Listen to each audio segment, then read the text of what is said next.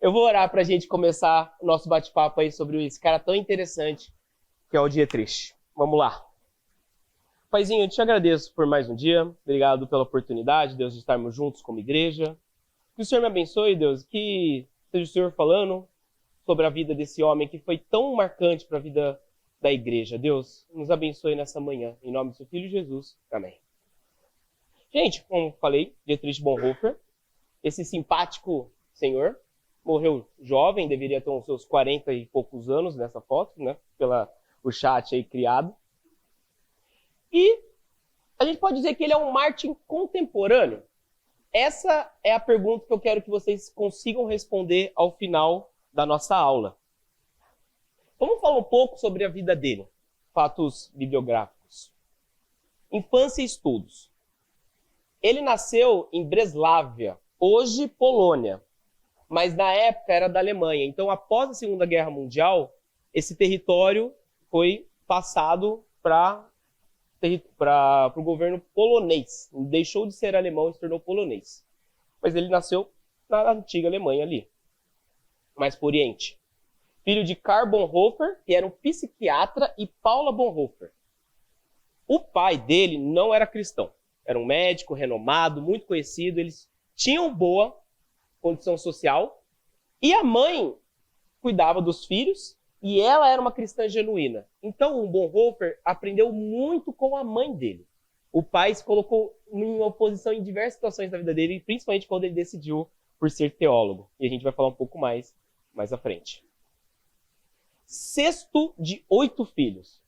Naquela época era muito comum as pessoas terem muitos filhos. Aqui a família dele. Ele é esse aqui, né? O corte de cabelo não valoriza muito, a gente vai ver ali. E essa é a irmã mais nova deles, que é posterior, então 7. E ele tinha a Sabine, que era a irmã gêmea dele. Eles davam muito bem. Aqui, ó, ele com a irmã gêmea. Parece daquele do palitinho, né? O cabelo dele, um pouquinho. Qual que é o nome do palito? Gina. Mas depois melhorou. Então, 6º de 8 filhos. E ele tinha muita facilidade com música também. Ele tocava piano extremamente bem. Tão bem que em uma época da vida dele, ele ficou em dúvida se ele seguiria com a teologia ou se ele seguiria no campo da música. Ele usou esses dons e talentos na igreja. Aos 13 anos se decide tornar teólogo. E uma coisa que influenciou muito ele, segundo alguns os bibliográficos, o mais velho, que é o Karl, ele morreu na Primeira Guerra Mundial. Ele foi servir com 18 anos e isso impactou o Bonhoeffer profundamente. Ele tinha 12 anos na época. Tanto que quando ele decide ser teólogo, ele tinha aproximadamente 13. Com 15 ou 16 ele teve convicção mesmo. Mas com 13 ele começou a deslumbrar de realmente trabalhar com uma vida integral a Deus. Em 1924, ele vai para Berlim estudar teologia. E o mentor dele foi o Karl Barth, que foi um dos precursores do movimento neo-ortodoxo como resposta ao movimento liberal. Então, muitas pessoas entendem o Karl como um liberal, mas, em teoria, ele veio como um opositor a teologia liberal que estava muito em alta na época. E Berlim era um dos berços da teologia liberal. A gente vai ver que, apesar disso, o Bonhoeffer, ele não era um cara liberal, muito pelo contrário, ele era muito ortodoxo. Em 1927, ele termina o doutorado em teologia aos 21 anos de idade. Um cara muito à frente da época dele, extremamente. Muito estudioso, muito inteligente. E tem até um ponto aqui, que na Alemanha tinha uma regra que você só poderia se tornar pastor aos 25 anos de idade. Só que com 21, ele já era um cara extremamente bem formado. Então, o que ele faz? Ele vai estudar e trabalhar em outros lugares. E nessa época também, ele fica num dilema muito grande entre seguir a vida acadêmica ou seguir a vida pastoral, que é um dilema de alguns teólogos também que gostam muito de estudar. Em 1928, vai para Barcelona e lá ele começa um dos marcos da vida dele também, que é a facilidade ele tinha que trabalhar com crianças. Ensinava bem, se dava bem com elas. Era um cara que realmente gostava delas, de passar tempo. Em 1929, ele vai para Berlim fazer o pós-doutorado. Em 1930, ele passa um tempo numa igreja batista do sul, do Harley. E lá, mais forte do que o liberalismo na Europa era o americano. E lá ele tem uma interface tanto com o liberalismo mais forte ainda, e ele se posiciona contra e forma a teologia dele em oposição ao liberalismo, mas também ele tem um contato com uma cultura totalmente diferente do que ele estava acostumado, que era uma igreja de negros do Harley. Harley, falei igual. Tá certo? Então? E lá, ele tem esse contato com uma realidade que ele não estava acostumado. E muito do que ele vai se posicionar contra o nazismo, ele vive ali na igreja também, vendo que nos Estados Unidos era quase um apartheid, né? Então você tinha ônibus para brancos, outros para negros deveriam sentar-se ao fundo. Então ele vai formando a opinião dele em oposição ao que viria o nazismo mais para frente. E em 1931, ele volta para a Alemanha e aí ele se vê de frente com o crescimento do movimento nazista. E no dia 31 de outubro, ele faz uma pregação.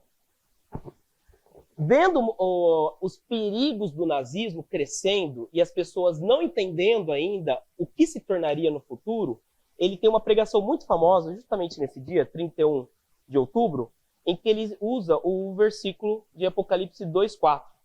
Tenho, porém, contra ti que deixaste o teu primeiro amor. Então ele confronta tanto os cristãos que estão na igreja, quanto as pessoas que tinham o controle ou tinham relevância na igreja alemã. Gente, não sei se quantos de vocês conhecem bem o Bonhoeffer, mas podem ir complementando também, tá? Isso torna a aula muito mais rica. Pode falar. Ixi! Se eu não souber...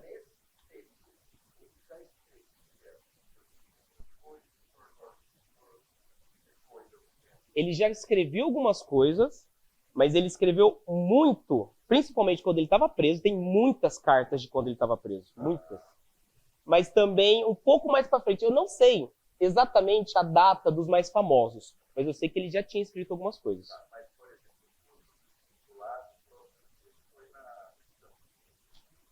Ai, não lembro de cabeça, mas acredito sim. Não, pode perguntar, é interessante.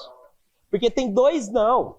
Eu tô longe de saber tudo, e aí o que a gente puder responder depois, eu pesquiso, a gente conversa. Mas dos dois mais famosos, Vida e Comunhão e o Discipulado, é nessas fases mais perto que ele vai ter da prisão. Eu não lembro o ano, mas é de 30 para frente ali. Pode perguntar, tá, gente? Tranquilo.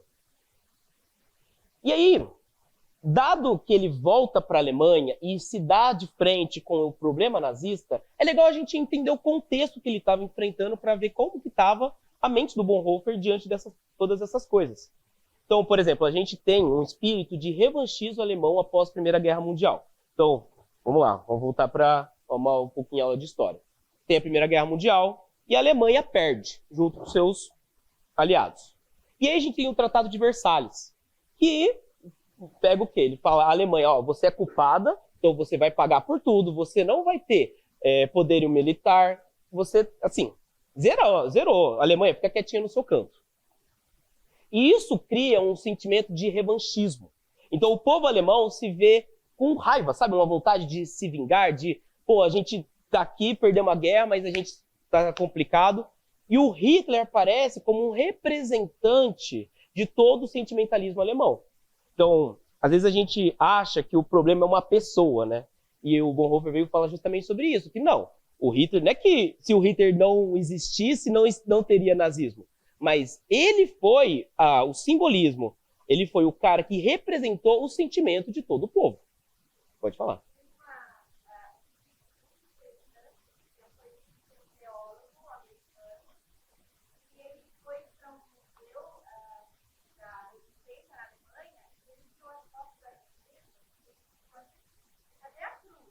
Uhum. Sim.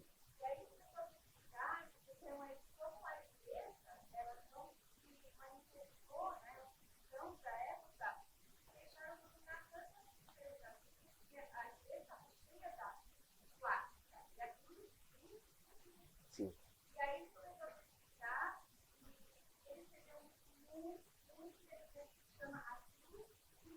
Legal.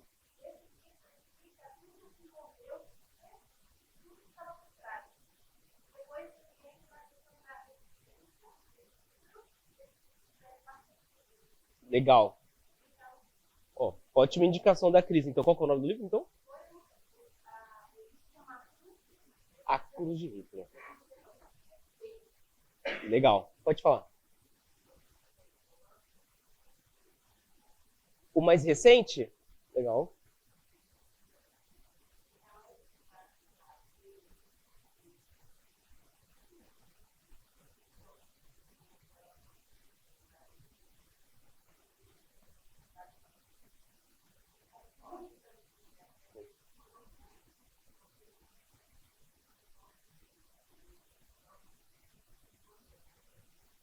Isso que é o forte, ele nunca se escondeu. Ele, a gente vai falar mais pra frente também, mas ele não foi com a manada, né? Eu li algumas coisas. É muito mais fácil você saber que você está errado e continuar com o povo sem ser confrontado ou confrontar do que você se opor. O se opor dói, é difícil. Não é uma coisa natural da gente ir contra o que as pessoas ao nosso redor estão fazendo. No caso, o nazismo era a maioria, ganhou democraticamente. Nem sempre a democracia é boa. Então, tem as suas falhas. Então, vamos ver aqui só. Falei isso sobre do Hitler. E aí, como eu falei, tem a vitória nazista nas eleições. Se vocês pegam a história, não foi do dia para a noite, não foi tipo, nossa, agora a gente estava todo mundo feliz, com uma democracia ok, com liberdade para o povo, e aí virou nazismo do dia para o outro. Não. O Hitler é eleito, aí ele tenta dar o golpe, aí ele é preso, fica na cadeia um tempo, escreve. Inclusive, muito do que ele vai influenciar as pessoas, ele escreve um livro, esqueci o nome do livro. Isso, Minha Luta? Minha Luta. E lá vai ser meio que a Bíblia dele. Ali ele vai escrever todas as ideias que vão ser a base do nazismo. Então, foi um processo aos pouquinhos. Ele preso, ele sai, daí ele volta ao poder, e aí ele vai construindo todo o Império Nazista. Outro detalhe muito importante é que a igreja alemã era estatal. Então, às vezes a gente se pega numa uma vontade de viver um país que é declaradamente cristão, mas tem os seus riscos. Então, beleza, a igreja alemã era estatal ali. Então, quem tinha o poder do país tinha o poder da igreja também. E isso é extremamente perigoso.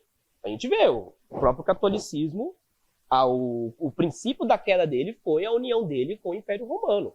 Então a gente tem historicamente algumas deficiências dessa união. Os anabatistas, por exemplo, se declararam totalmente contra o cristão viver uma vida política. Ele achava que tinha que viver exclusivamente para agora, então deixar lado até um extremismo. Mas é uma coisa que a gente tem que ficar esperto. Alguém levantou a mão? Ia falar uma coisa? Alguém no fundo? Tudo bom? Eu separei um vídeo pra gente ver. É legal. Legal não, né? Mas é importante. Mas é importante a gente ver que esse cara, que vai passando o tempo, o povo acha que é mentira, né? Que ele existiu, que ele falava. Então, acho que é legal. Para o nosso conhecimento, a gente vê um vídeo dele. Vamos ver se eu deixo alto a TV, que não tem projetor aqui. Deixa eu só aumentar o volume. É verdade, né?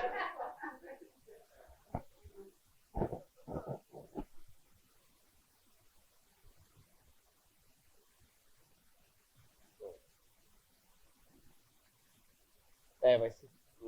Tá sem som. Deixa eu ver aqui. Deixa eu só ver aqui se saiu o som melhor. Dá um ESC aqui rapidinho. Vou trocar. Às vezes a saída de som tá errada. Não, tá certo. Da TV, né? É que o controle. Ah. Deixa eu ver aqui. Tá no máximo, né? Aumentou? Eu vou deixar do computador mesmo, tá? Tá, deixa eu trocar então. Vamos ver se vai. O vídeo não tão legal assim. Vamos lá. Não pulo o vídeo. É só um a mais. Aí.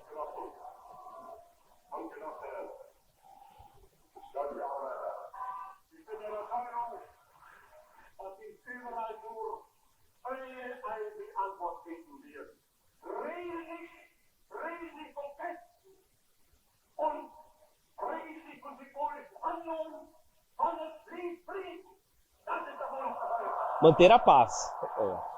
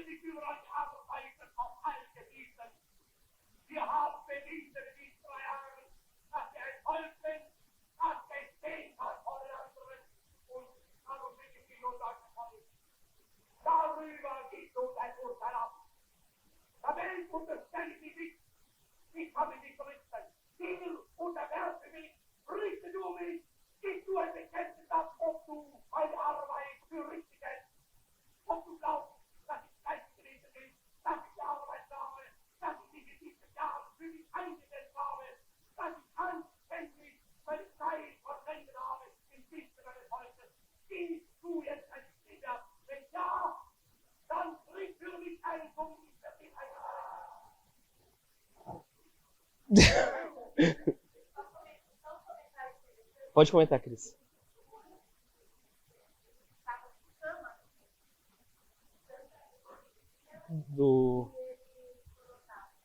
Na potência da... E um baita eloquente aqui, um... Tá.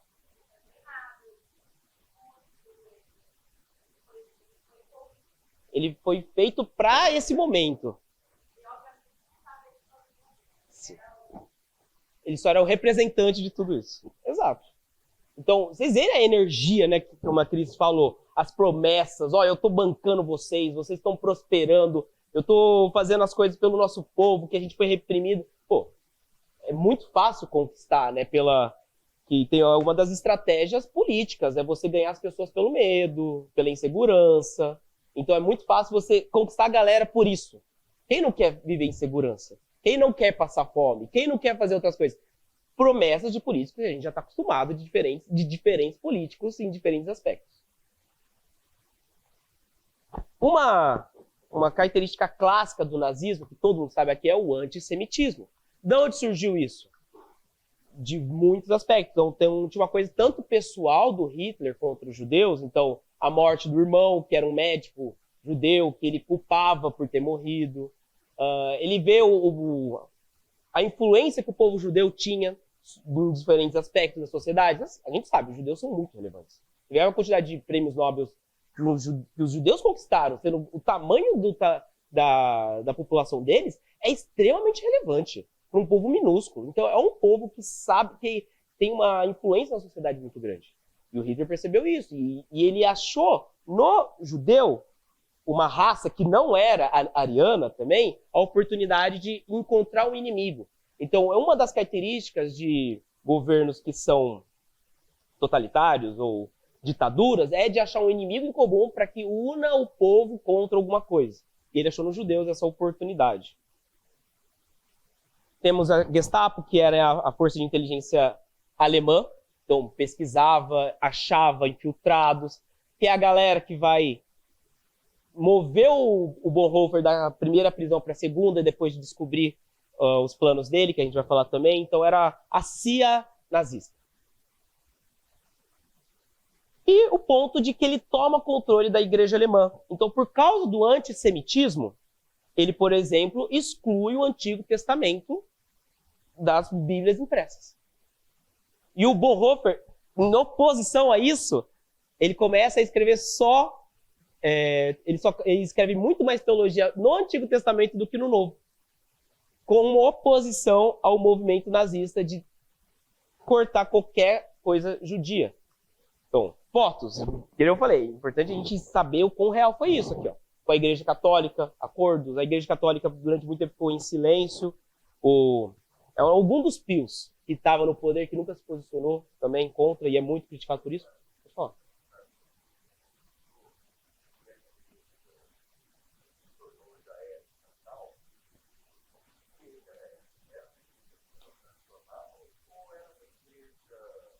Era uma junção. A maioria era a igreja luterana, mas tinha outras opções também. Eles falavam que era a igreja evangélica alemã. Então, por exemplo, os pastores, eles eram funcionários públicos do nazismo. Então, eles trabalhavam para o nazismo. Um pool de denominações. É exatamente isso. O luteranismo era a maioria. Cara, o catolicismo eu não sei. Eu sei que o catolicismo funciona diferente, né? Ele está debaixo de Roma. Tinha.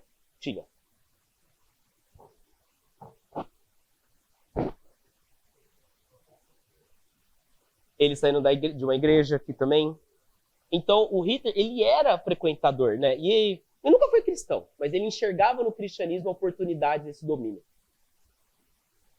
E por causa desse domínio alemão sobre a igreja, o Bonhoeffer vai fundar a Igreja Confessante, como uma resposta ao domínio nazista sobre a igreja.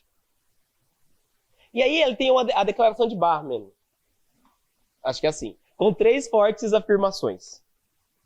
1, a igreja alemã não se sujeitava à autoridade do Estado. 2, repudiavam o antissemitismo. E 3, repudiavam todas as heresias da igreja oficial alemã. Isso aqui não é pouca coisa, porque o governo nazista sabia da igreja confessante. Então, nessa época, principalmente nessa época, o Bonhoeffer começa a ser investigado. Um pouco depois, ele e alguns aliados fundam o seminário de Finkenwalde. Estou tentando. Então era uma comunidade monástica, ficava separada, bem seminário mesmo. As pessoas ficavam num canto, então num lugar isolado e escondido também, porque ele era não legal, no campo da lei mesmo. E lá o Bonhoeffer era um dos professores e tinha outros professores também que ensinavam seminaristas. Tinha uma rotina rigorosa com devocionais marcados. Uma coisa legal do Bonhoeffer é que ele costumava combinar com as pessoas horários específicos de devocional, de oração. Então ele falava com as pessoas assim, às 8h30 da manhã, onde quer que você esteja, eu quero que você esteja orando junto comigo sobre tal coisa. Era muito comum ele fazer isso. E lá a rotina era muito forte com as disciplinas espirituais. Porém, em 1937 ele é fechado pelo governo nazista. E o Bonhoeffer é preso por participar de uma reunião da Igreja Confessante. Essa é a primeira prisão dele, que foi mais simbólica, né? Não é o momento que ele realmente vai até a morte, mas ele é detido pelas forças alemãs.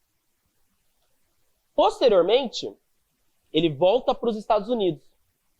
É como uma proteção, né? A galera pede para ele sair, os aliados. Em 1939. Só que nesse meio tempo, a gente tem uma evolução muito forte do nazismo. E o Bonhoeffer também avança com um posicionamento antinazista. Então, nessa época, a gente está ali na Segunda Guerra Mundial, na verdade, né? Já estamos na Segunda Guerra Mundial, 1939. Então, tá vivo e ele se vê na obrigação de voltar para a Alemanha, porque ele entende que onde ele seria influente, onde ele seria necessário, seria na própria Alemanha. E ele sabia que provavelmente ele ia morrer, mas ele decide voltar para a terra dele. E lá, aí sim, ele se torna espião e participante do plano conspiratório contra Hitler. E aí que a gente tem isso, né? É o pastor que estava no plano para tentar matar Hitler. Não que ele foi o cara que estava lá na tentativa, tivemos algumas tentativas de matar Hitler, mas ele nunca foi o cara que colocou a mão em fogo, em armas de fogo, até porque o Bonhoeffer era um cara muito pacifista. E essa evolução, até ele concluir e entender que o mal menor poderia ser estar no plano para acabar com Hitler, foram anos. Não foi do dia para a noite. Não foi do tipo, ele sempre quis, estava escondido lá, não. Ele entendeu que talvez isso fosse o menor dos maus. E eu quero trazer um dilema, por exemplo. Vocês devem ter visto isso aqui já, com certeza. Que é o do mocinho que está com um trem que vai matar uma pessoa se ele não fizer nada. E aí, se ele puxa a alavanca, aliás, está indo matar 4, mas se ele puxa a alavanca, ela vem e mata só uma pessoa. Não é uma coisa simples. Não é uma coisa simples. E aí a gente pode até chegar na conclusão o Lisboa falou, é o utilitarismo, certo? Você pode me corrigir se eu falar uma coisa errada. Mas não é uma discussão simples, filosófica. Porque, beleza, a gente chega na conclusão que, puxa a alavanca e mata um em vez de matar os 5 amiguinhos aqui.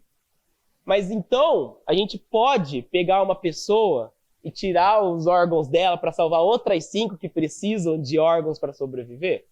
Então, levanta algum questionamento. Qual que é a realidade? Se eu não fizer nada, o que vai acontecer? Se eu não fizer nada, vai matar os 5. Mas se eu agir, é uma pessoa. De qualquer jeito vai morrer gente. Qual que é a realidade que eu tenho diante de mim? E aí eu lanço a pergunta, seria pecado planejar a morte de Hitler? É pecado fazer vista grossa às mortes dos judeus? É pecado não se posicionar contra algo que é contra o reino de Deus? É pecado racismo, xenofobia, antissemitismo? Eu queria dar 2 minutinhos para vocês conversarem em 3 ou 4 pessoas para chegarem a um posicionamento contra essas perguntas que não são simples. Eu considero bem difícil, inclusive. 2 minutinhos para vocês conversarem, eu vou marcar aqui. Podem conversar em grupos.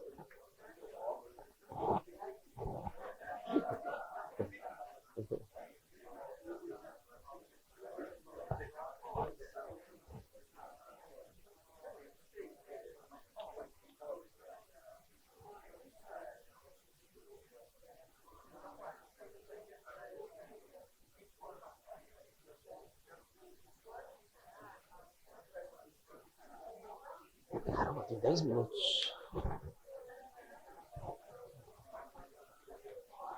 Tenho pouco tempo.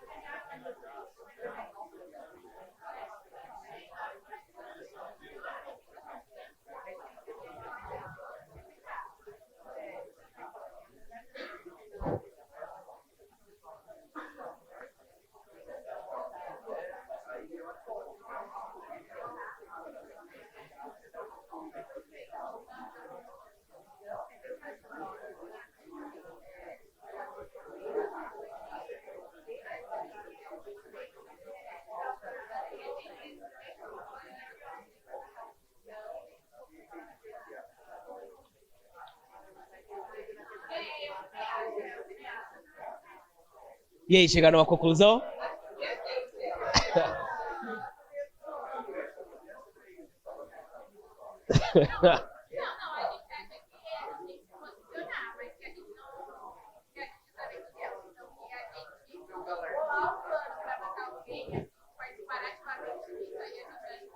Complexo, né?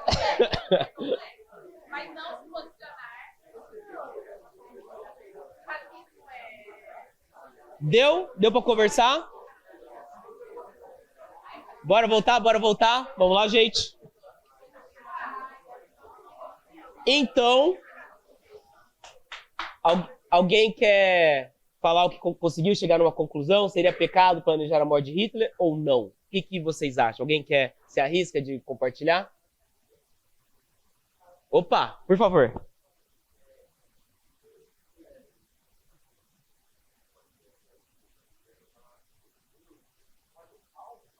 O judeu escolhe uma menor.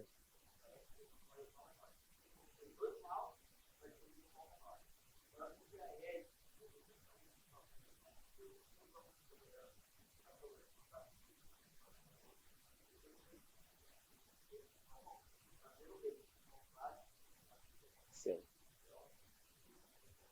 Legal, muito bom, muito bom. Gente, isso aqui é muito importante porque tem até uma teoria, né? A gente vim conversando com a Bárbara, que é a teoria do... Qual que é o nome da palavra que a gente viu? É a pessoa que é da estupidez. Que a pessoa... Não é que o estúpido é burro, não é que ele é um cara desprovido de QI, mas é a pessoa que é levada por opiniões sem pensar. Ter opinião não significa pensar. Qual o nome? Dunning-Kruger.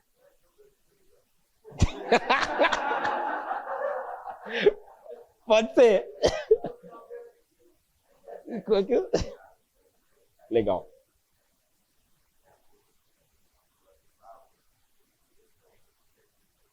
Exatamente, esse que é o ponto. Quando a gente estuda um pouco, a gente acha que a gente domina. Posso conversar sobre isso.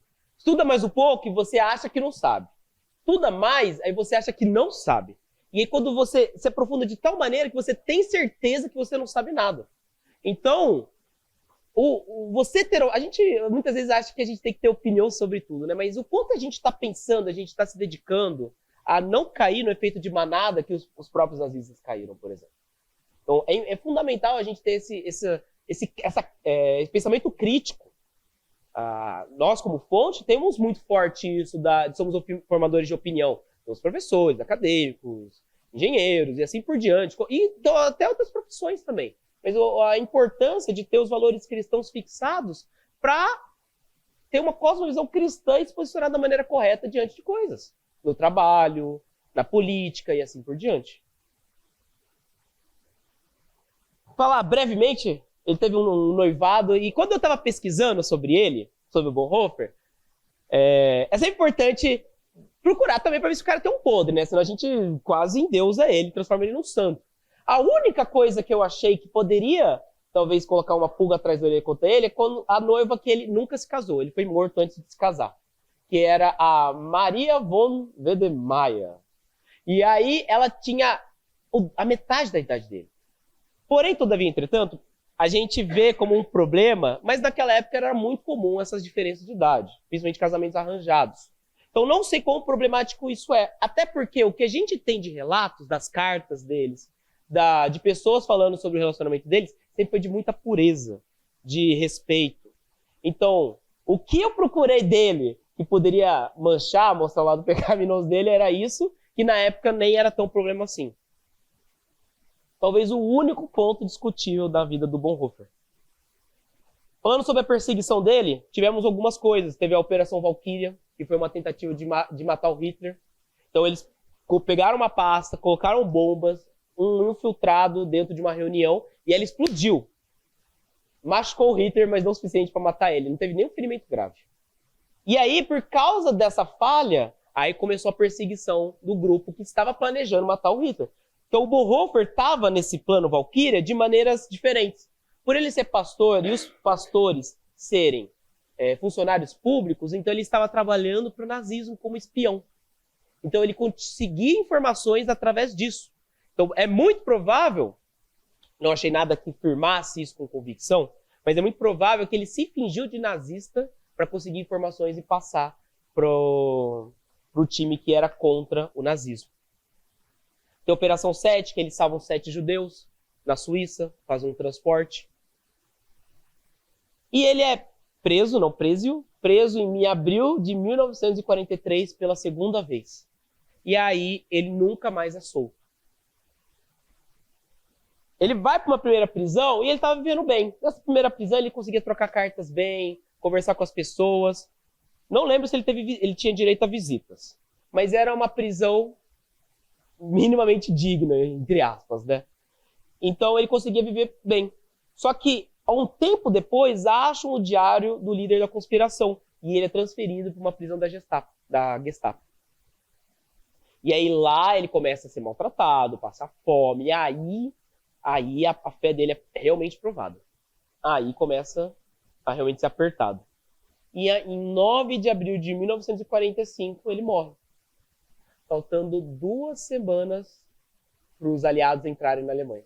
E Hitler se mata em 30 de abril, 21 dias depois. É muito provável que o Hitler, vendo que perderia a guerra, eu vi uma bibliografia falando isso, vendo que ele ia perder, ele manda matar todas as pessoas que estavam em um complô, ou participaram de um complô contra ele, inclusive o Bonhoeffer, que é morto enforcado. Bem emocionante. Eu vou falar do filme também, mas o filme é bem emocionante a parte que ele vai morrer. E ele solta: este é o fim, para mim, o início da vida. A convicção dele de que ele viveria pela eternidade com o nosso Senhor Jesus Cristo. Uma frase do Bonhoeffer muito boa é: o silêncio diante do mal é o próprio mal. Deus não nos manterá sem culpa. Não falar é falar. Não agir é agir. Qual é a opinião dele? De que toda decisão é uma comunicação. Ao não se posicionar, ao não fazer. Sabedoria, né? Muita sabedoria. E as sugestões de conteúdo. Eu li o filme, eu vi nesse fim de semana, mas com uma confirmação para ver se tinha alguma coisa mais legal. Mas bacana o filme. Não é a melhor produção que vocês vão ver da história, né?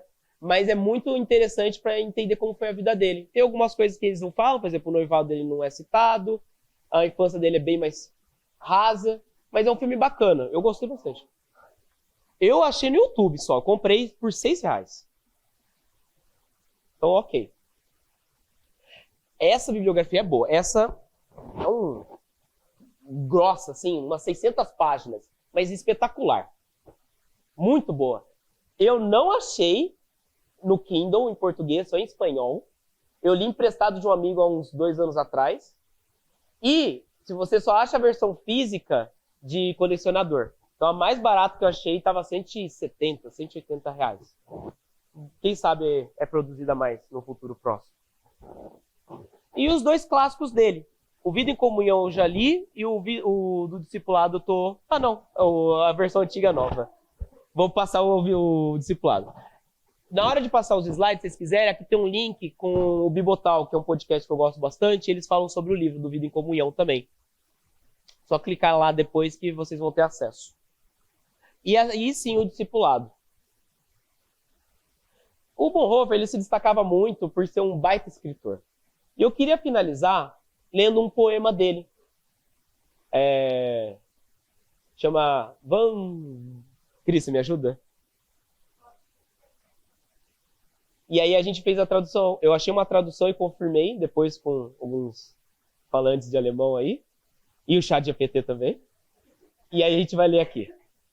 Por forças bondosas fielmente amparados, protegidos e consolados de modo admirável, assim quero viver estes dias convosco e entrar convosco no novo ano. O velho ainda oprime nossos corações. Ainda pesa sobre nós o fardo dos dias maus. Ah, Senhor, dá às nossas almas assustadas a salvação para a qual nos criaste. E se nos deres o cálice amargo e pesado, do sofrimento cheio até a borda, o tomaremos com gratidão, sem tremores, das tuas boas e amadas mãos. Mas se ainda quiseres conceder-nos alegria neste mundo e o brilho do seu sol, então queremos recordar o que passou e então entregar-te totalmente a nossa vida. Faz hoje arderem quentes e claras as velas que trouxeste à nossa escuridão e, se possível, reúne-nos novamente. Sabemos, tua luz brilha na noite por forças bondosas maravilhosamente guardados. Esperamos confiantes o que vier a acontecer. Deus está conosco à noite e pela manhã, e com certeza em cada novo dia. E quando o silêncio se estender profundamente ao redor, faz-nos ouvir o som pleno do mundo invisível que se alarga em redor, o alto canto de louvor de todos os teus filhos. Ele escreveu esse poema já na prisão, quando ele sabia que já não sairia, provavelmente. Gente, essa foi um pouquinho do que eu queria compartilhar da vida do Bonhoeffer com vocês. E aqui está o QR Code para vocês terem acesso às aulas seguintes.